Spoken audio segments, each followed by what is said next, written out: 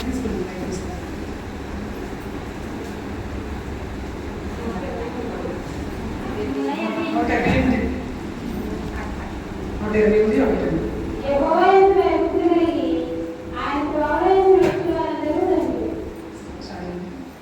128 స్తోత్రం స్తోత్రం స్తోత్రం. పరిశుద్ధుడు పరిశుద్ధుడు పరిశుద్ధుడు.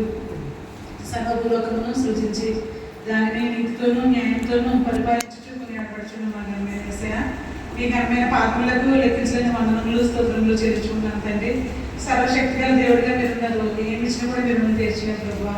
నా తండ్రి ఏసయ్య, నేను ఎంతో మంది నా తండ్రి కనులేని వారు నా తండ్రి సమయాన్ని చూడలేక నా తండ్రి ఏసయ్య, నేను భయంకరమైన మరణాన్ని పొందుకున్నారు ప్రభు. నా తండ్రి ఏసయ్య, నా తండ్రి నైనా నా తండ్రి ఎవరైతే పరిశుద్ధులుగా నా తండ్రి మరణించారో వారందరూ కూడా నా తండ్రి మీ యొక్క పరమరాజ్యంలో నా తండ్రి చేరి మేము నమ్ముచున్నాను తండ్రి.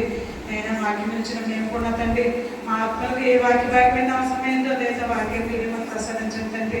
నేను ఈ సమయాన్ని నా తండ్రి పిలుస్తున్నా ప్రభు. నా తండ్రి తండ్రి మీరే అధ్యక్షులుగా ఉంది, మీరే సంస్థ గ్రంథాన్ని మీరు కోరుకుంటారు కానీ సమయాన్ని కాలాన్ని మీరే స్నేహ స్వాధీనంలో ఉంచుకుని తోడే ఉంటారు కానీ మా కొరకు సిగులో ప్రాణం పెట్టి తిరిగి లేచిన ఏసయ్య పరిశుద్ధంగా ఉన్నా ఇట్లీ నేను ఎంతో బ్రతిమలాడి పెడుకుంటున్నాం మా పరమ తండ్రి. ప్రభుత్వ మీనా సముద్ర సముద్రులరా. ఇప్పుడు ఏంటంటే యెహోవా యందు భయభక్తులు గలవారు నడుచువారందరూ ధన్యులు. ఏమండి, ఆయన త్రోవలందు నడుచువారందరూ ధన్యులు. అయితే యెహోవా యందు భయభక్తులు కలిగి ఆయన త్రోవలందు నడుచువారందరూ ధన్యులని దేవుడు చక్కగా దావీదు మహారాజు గారి ద్వారా మనకు చెప్తున్నారండి. అయితే ఆయన త్రోవలందు భయభక్తులు కలిగి నడుచుకోవడం అంటే దేవుడి పట్ల మనం భయం ఉండాలి, అదే సేమ్ టైంలో మనకి భక్తి కూడా ఎక్కువ ఉండాలండి. భయం ఉంటే దానికి అర్థం ఏంటంటే దేవుని యొక్క సన్నిధి అంటే మనకి చాలా హడావిడిగా ఉండి దడపట్టాలండి దడ. ఎందుకంటే మనం ఒక టైంకి వెళ్ళాలన్నా లేకపోతే ఒక ఆటో అతను వచ్చి అమ్మ 7 గంటలకు వచ్చినండి మీరు ఇక్కడ రాలేదంటే కంగారుగా ఒక మనిషి నిర్లోపరమైన మనిషి కోసం మనం ఎంతో కంగారు పడిపోతున్నాం కదండి. అందుకే మనం ఏం చేయాలంటే దేవుని యొక్క సన్నిధికి మనం తప్పకుండా వేగులు పడే వరకు మనం ఉండాలండి. అందుకే ఆయన అంటారనమాట, యెహోవా యందు భయభక్తులు కలిగి ఆయన త్రోవలందు నడుచువారందరూ ధన్యులు. ఆ ధన్యతలు ఎప్పుడు వస్తుందంటేనండి ఆయన యొక్క భయం భక్తి ఎప్పుడు వస్తుందంటే తప్పకుండా చిన్నపిల్లలు మొదలుకొని పెద్దవారు అందరూ కూడా బాప్తిస్మం అనేది పొందుకోవాలండి. బాప్తిస్మం ఎలా వస్తుందంటే వాక్యం వినడం ద్వారా బాప్తిస్మం వస్తుందండి. వాక్యం ఎక్కడ వింటామని మనం దేవునికి సన్నిధిలో వింటాం. అందుకే ప్రతి ఒక్కరు కూడా భక్తులు ప్రార్థన రాకపోయినా పర్వాలేదు, చిన్నపిల్లలు ప్రార్థన రాకపోయినా పర్వాలేదు, యవన బిడ్డలు ప్రార్థన రాకపోయినా పర్వాలేదు అని చాలా కాలయాపన మనం చేస్తూ ఉంటాం అన్నమాట. 7 రోజులు కాళ్ళు నొప్పులు వస్తున్నాయి, చేతులు నొప్పులు వస్తున్నాయి అలా అనుకుంటాం. అదే మనకి ఇప్పుడు సడన్గా ఏదైనా ఫంక్షన్ వచ్చిందనుకోండి, వెంటనే ఎలాగా మనం ఉత్సాహంతో వెళ్ళిపోతామండి. అప్పుడు మనకి వేసిన రాదు, ఏమీ రాదు. కానీ ప్రార్థన సరికి నడుము నొప్పి వస్తుందో, కాళ్ళు నొప్పి వస్తుందో ఏదో ఒక వంగా మనం పెట్టుకుంటాం. కానీ ఇప్పుడు ఏం చెప్తున్నాడు ఆయన, యెహోవా యందు భయభక్తులు కలిగి ఆయన త్రోవలందు నడుచువారందరూ ధన్యులు అని చెప్తున్నాడు. అంటే ఆయన త్రోవలో మనం ఎప్పుడు నడవాలని అనుకుంటామంటే ఆయన వాక్యం ఎప్పుడైతే వింటామో, ఎప్పుడైతే బాప్తిసం పొందుకుంటామో, ఎప్పుడైతే మనం ఆయన యొక్క వస్త్రాన్ని ధరించుకుంటామో అప్పుడు మాత్రమే దేవుడు అంటే మనకు భయం పుడుతుందండి, దేవుడు అంటే మనకి భక్తి పుడుతుందండి. ఆ మాట ఇక్కడ ముందు చూడండి,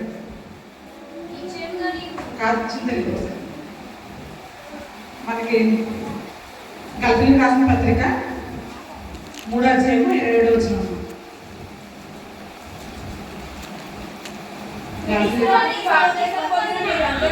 క్రీస్తులోనికి బాప్తిసం పొందిన మీరందరూ క్రీస్తుని ధరించుకుని ఉన్నారు. చాలా క్రీస్తులోనికి బాప్తిసం పొందుకున్న మీరందరూ కూడా క్రీస్తుని ధరించుకున్నారు.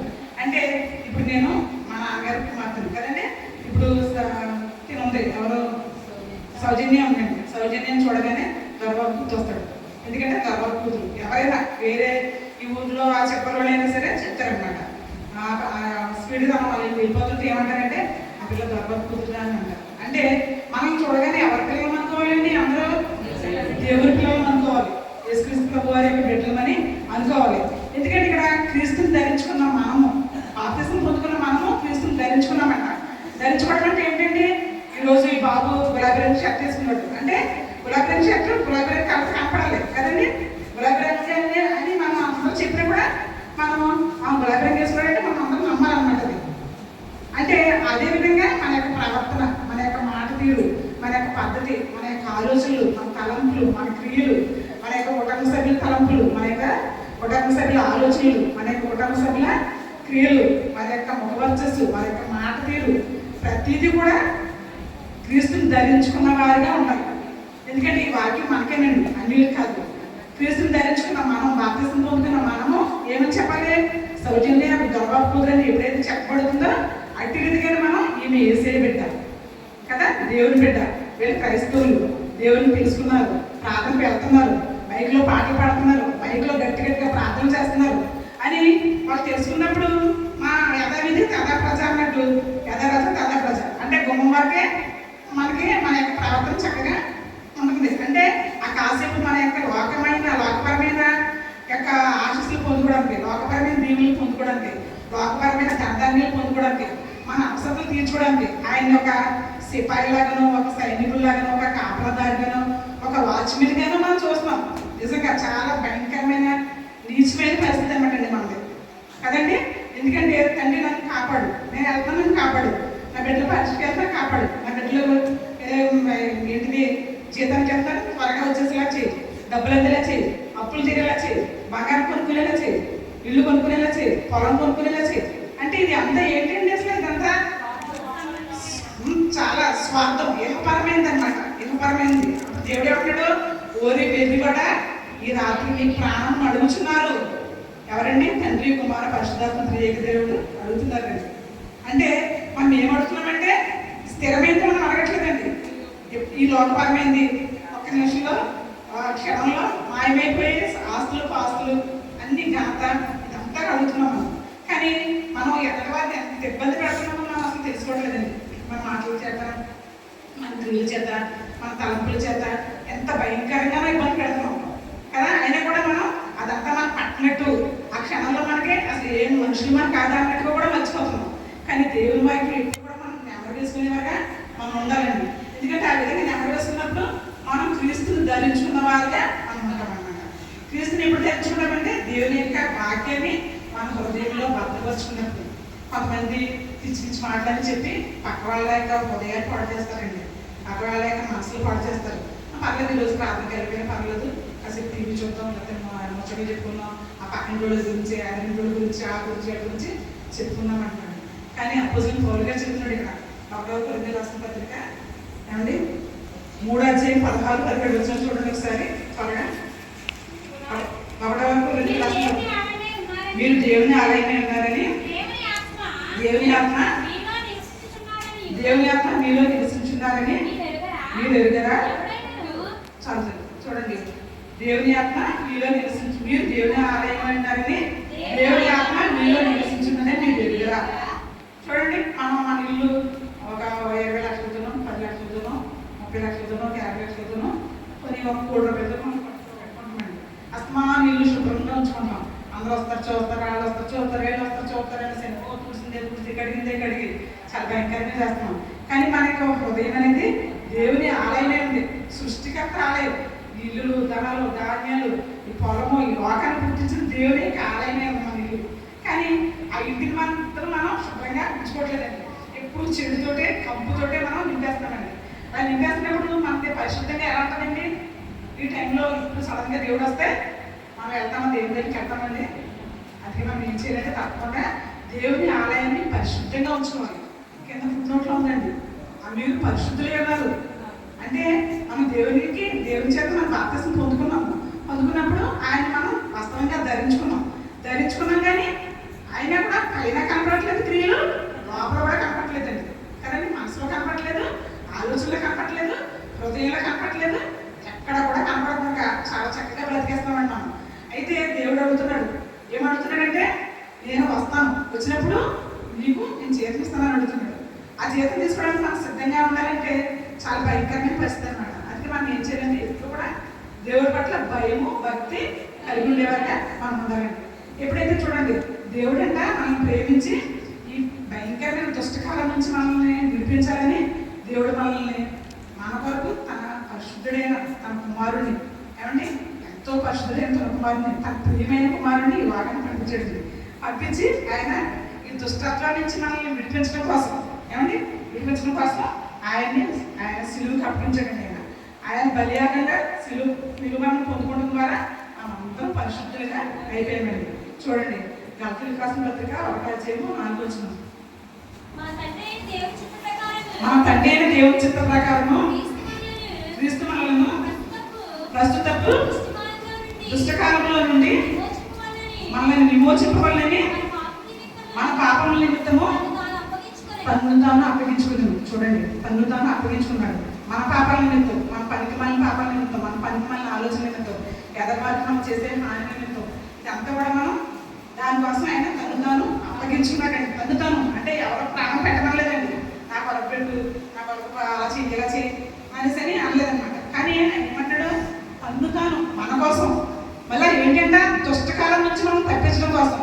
మనం దుష్టకాలంలో చచ్చిపోతే మనకి ఏంటి, ఆయన ఏంటంటే నష్టం. ఆయన నష్టం కాదండి. కానీ ఆయన ఎంతగా మనల్ని ప్రేమించడం చూడండి. అంతగా ప్రేమించిన కూడా మనం ఎంతో భ్రష్టత్వమైన పరిస్థితి మనం కలిగి ఉంటాం అన్నమాట. కానీ చాలా సిగ్గుపడాలి మనం. ఎప్పుడు కూడా దేవుని పట్ల భయం భక్తి కలిగి ఉండేవారికి మనం ఉండదండి. అలా దేవుని పట్ల భక్తి భయం కలిగి ఎవరైతే ఉన్నారో వాళ్ళు బైబిల్లో లిఖింపబడ్డారండి. చూడండి, దావీదు మహారాజు గారు కావచ్చు, తర్వాత మోషే కూడా కావచ్చు. మోషే గారు చూడండి, ఆదికాండము 1:13, నిర్మాకాండము 33:14. నిర్మాకాండము 33. అందుకు ఆయన నా సన్నిధికి తోడుగా వచ్చును, నీకు విశ్రాంతి కలిగజేసును. అనగా మోషే, నీవు నీ సన్నిధి రాని ఎడల ఇక్కడ నుండి మమ్మల్ని తోడుకొని పోకము. అమ్మా, నా ఎడలను, నీ ప్రజల ఎడలను నీ కటాక్షం కలిగినదని దేని వల్ల తెలియబడును? మాతో వచ్చిన వాళ్ళే కదా. అట్లు మేము అనగా మేము మీ ప్రజలను భూమి మీద ఉన్న సమస్త ప్రజల్లో నుండి ప్రత్యేకింపబడదుమని ఆయనతో చెప్పింది. చూడండి, అంత ఎక్సలెంట్గా ఉంది మాట. ప్రత్యేకింపబడాలంట. మేము ఈ ప్రజలు కూడా భూమి మీద సమస్త ప్రజల్లో ప్రత్యేకింపబడాలి. అంటే అందరితో నలుగురితో నారాయణ అన్నట్టు, పొలంతో గోవింద అన్నట్టుగా మనం రోజు అలాగే ఉంటున్నాడు మనం. కానీ ఇక్కడ ఏమంటాడు మోషే, ఏమంటాడంటే, నువ్వు రాకపోతే నేను వెళ్ళను, నీ సన్నిధి మాతో రాకపోతే నేను ఆ దేశానికి వెళ్ళను అంటాడు ఆయన కదా.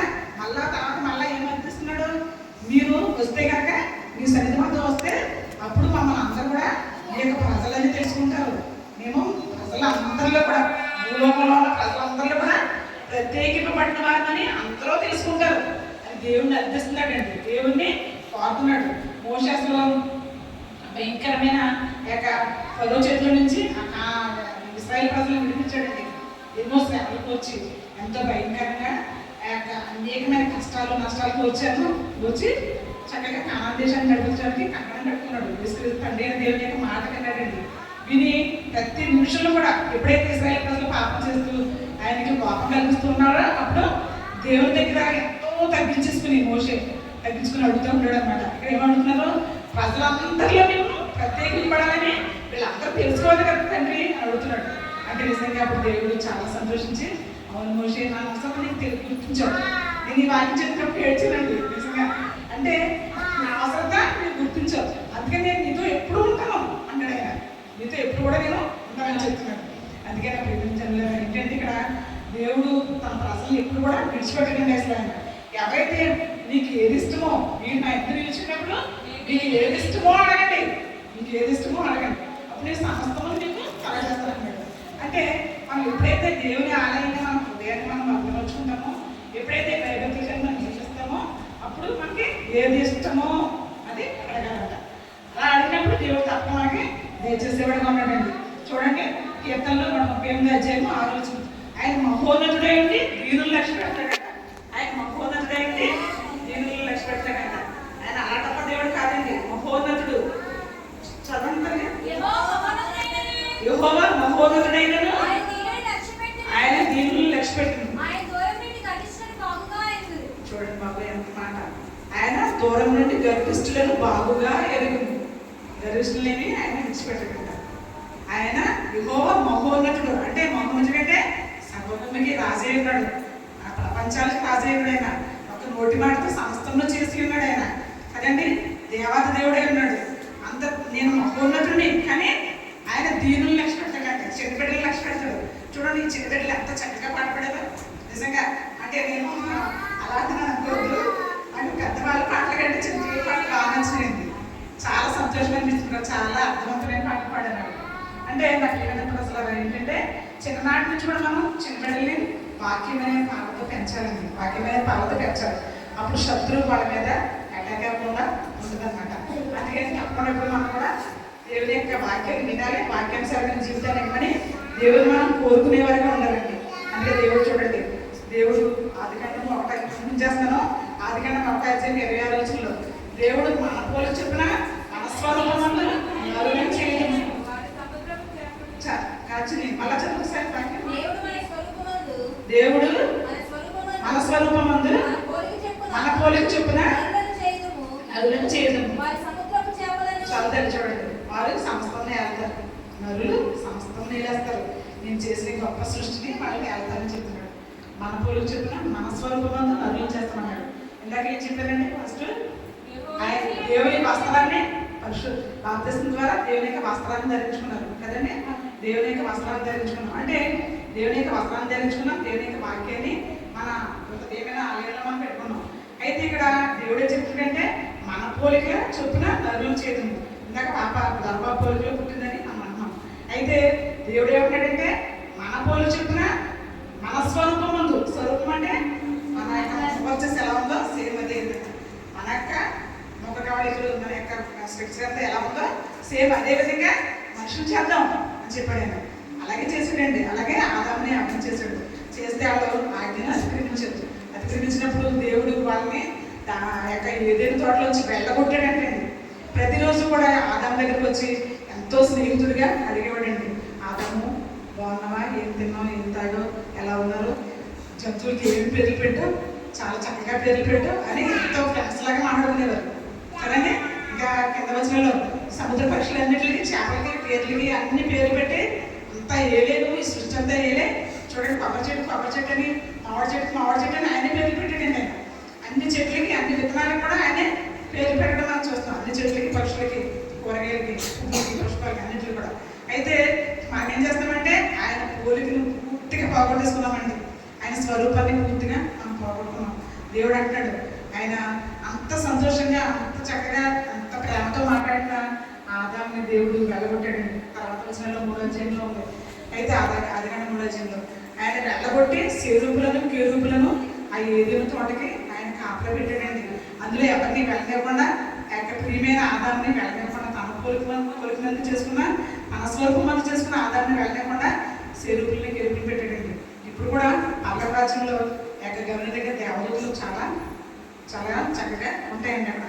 అలా ఉన్నప్పుడు మనం మన యొక్క ప్రవర్తన సరిగ్గా లేకపోతే దేవదూతలు ప్లీజ్ గెట్ అవుట్ అంటారు. ఇది మా దేవుని ఇల్లు, ఈ యొక్క దేవుని యొక్క స్థలం, ఇది దేవుని యొక్క పల్లవ రాజ్యము, ప్లీజ్ వేయడం అనుకోండి, వెళ్ళిపోండి. మీరు రోజు ప్రార్థన చేసినా కానీ, రోజు పాటలు పాడినా, రోజు దేవుని యొక్క వాక్యం చెప్పిన, ఫస్ట్ చక్కలో బయట పెట్టిన ప్రార్థనకి వెళ్ళిపోయినా, ఆ వాక్యం చక్కగా గణగణ చదివేసిన, ఏం చేసినా కానీ we don't care, please get out. మళ్ళీ అక్కడ సేరూపులు కేరుపులు పెట్టారండి దేవుడు చూడండి. అందుకే అయితే ఇక్కడ కానీ తండ్రి అయిన దేవుడు తన కుమారుడిని మన కొరకు ఈ దుష్టకాలం నుంచి మనం తప్పించడం కోసం దేవుడు ఏం చేసాడంటే తన కుమారుడిని, తన ప్రియమైన కుమారుడిని లోకానికి పంపించాడండి. పంపించిన తర్వాత ఆయన అంటాడనమాట, ఆయన సిలువ చేత విజయోత్సవాన్ని మనం పాపంతో నిండిపోయి మనం ఎంతో రుణాన్ని కలిగి ఉన్నామండి. పాపం అనే రుణాన్ని మనం కలిగి ఉన్నాం. ఆ రుణభారాన్ని తప్పించడం కోసం తండ్రి దేవుడు తన కుమారుడిని లోకానికి పంపించడం మనం చూస్తామండి. ఆయన పొందిన దెబ్బల చేత మనకి స్వస్థత కలిగిందండి. ఆయన మేగులు కొట్టబడడం ద్వారా ఆ యొక్క సిలువ, ఆ యొక్క రుణభారం అనేది, ఆ యొక్క సిలువ మేగులు ఏ విధంగా అయితే కొట్టబడ్డాయో అట్టి విధంగానే ఆ రుణం అనేది కొట్టువేయబడిందండి. కొట్టువేయబడిన తర్వాత విజయోత్సవం అన్నమాట. చూడండి ఇక్కడ కొలసలకు రాసిన పత్రిక 2:15 ఇంకా ముగించుకున్నామండి. కొలసలకు రాసిన పత్రిక 2:15 మరియు అపరాధముల వలన శరీరమందు సున్నతి పొందక ఉండుట వలన మీరు మృతులై ఉండగా దేవుడు ప్రాతపూర్వకమైన ఆజ్ఞల వలన మన మీద రుణముగాను మనకు విరోధంగాను ఉండిన పత్రమును మేకులతో ఏమా సిలువకు కొట్టి దాని మీద చేవరాతను తుడిచివేసి మనకు అర్థం లేకుండా దాన్ని ఎత్తివేసి మన అపరాధములన్నిటిని క్షమించి ఆయనతో కూడా మనం జీవింపచేసెను. ఆయన ప్రధానులను అధికారులను నిరాయుధులుగా చేసి సిలువ చేత జయోత్సవంతో వారిని పట్టి తెచ్చి బాహాటముగా వేడుగా కనపరిచండి. చూడండి, నిజంగా వారి వాక్యానికి బాగుంది. బాహాటంగా వేడుగా కనపరచండి. విజయోత్సవంతో బాహాటంగా అంటే బాహాటంగా అంటే ఏంటిది? అందరూ చూస్తుండే కానీ దేవుడు కడబోర శబ్దంతో ఆయన వచ్చినప్పుడంటే ప్రతి ఒక్కళ్ళు చూస్తారండి. ఆయన పొడిచిన వారు సైతము చూస్తారంట. చూసినప్పుడు బాహాటంగా అందరూ చూసే విధంగా అందులో కాలంలో ఎలాగా తలుపు అంటే తలుపు లేదు, ఆయన వేసేసారు, దేవుడు వేసాడు, నాకు తెలియదు అని ఆదరించారు. ఆయన యొక్క మామూలుగా చెప్పండి.